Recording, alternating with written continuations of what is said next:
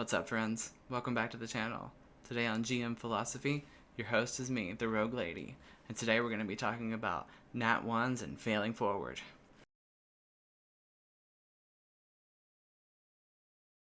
So, as a player, nothing sucks worse than getting ready to do something epic or even something simple, and you have full health, you're not exhausted, there's no reason at all that you should have an issue. You go to jump a little gap in a cave and you roll a nat 1 and you fall to your death. You're sitting there thinking to yourself, there is no way that just happened. So as a GM, it's our job to figure out a way to yes and our players even when they roll bad. We have to figure out a way to help our players fail forward. So, how do we fix this issue?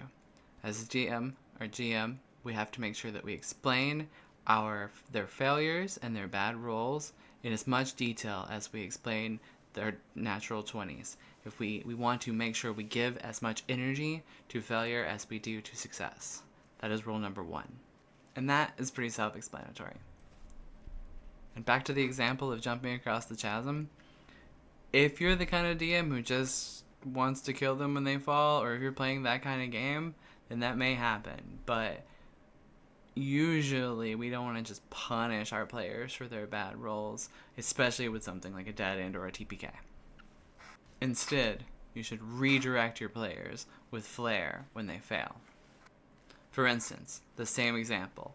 The rogue rolls to jump across the gap and just fails somehow. They get to the other side anyway. When they land to the other side, they may slip, start to fall. They have to roll a dexterity check or something to try and catch their stuff. Or catch the ledge. Maybe one of the other players needs to roll to catch their hand. You have them start to fall in slow motion. The other person sees them falling. They either have to catch their hand, or that special item or the MacGuffin they've been carrying is also falling, and they have to decide between the two. Something epic like that. And if they choose the right thing, they'll catch their teammate. They'll catch their hand. The MacGuffin now falls into the hole. The equipment falls into the hole. The players now have to do a little side quest where they go down and work together as a team to excavate and retrieve their fallen equipment or their lost MacGuffin. And then you have them work together. They have to climb, descend. They have to use their environment. They have to explore this dark pit. Maybe there's a new fight down there. Maybe there's a new path revealed. Maybe there's a whole ass side quest. Or maybe you fast travel them to the end of the dungeon because they did this. So even though they failed, they followed their item down below and they got some sort of reward for the failure. You encourage them to explore, and you encourage them to work together as a team. Speaking of working together as a team, if you are looking for community and you enjoy D&D and you enjoy chatting about D&D, and like me, you just can't get enough of it, we have a Discord channel that's growing all the time. It's growing like crazy since the last time I checked it. We have a whole lot of games going on in there. There are people talking about D&D. There's advice channels. There's GMs looking for games. There's players looking for GMs. I'm there. I'm running one-shots from time to time. Got my art and stuff going on. The GM Philosopher's in there, being active with the community. It's a killer group, and it's growing all the time. So if you want to join that, our link is in the description. So let me give a couple more examples of failing forward and what I've done wrong a few times and what I've done right. An example of a time that I should have done this and didn't was one of my players came out of a cave and they were looking for signs of a fire nearby because of something else that was happening in the game. When they came out, they were like, hey, do I see smoke? And I was like, roll a perception check. They rolled, failed, they were like, I don't see anything. And then I was like, okay, you don't see anything. And we moved on. But what I could have done is when they rolled that perception check and they failed, I could have said, and should have said, your eyes are still adjusting to the light after coming out of this dark cave. You don't see fire or smoke, but maybe you smell it. Just a little bit of description like that made it feel less like a failure, made it feel less like a dismissive reaction. The point is that you don't want to be super dismissive.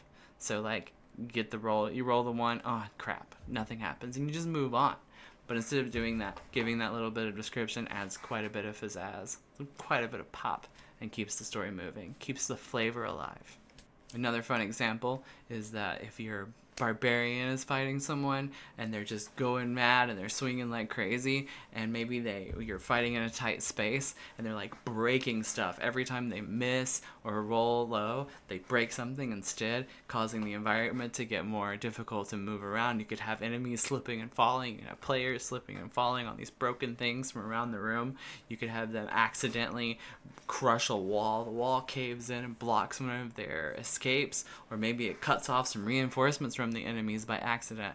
It's really, really funny in storytelling when someone goes to do something and they fail, but because something really silly happens from it, they succeed anyway, and they can play the whole, well, I did that on purpose sort of situation. Like, they go to throw a sword to their teammate who's like been disarmed. The teammate misses the grab. The sword bounces off the wall and stabs the enemy in the head anyway.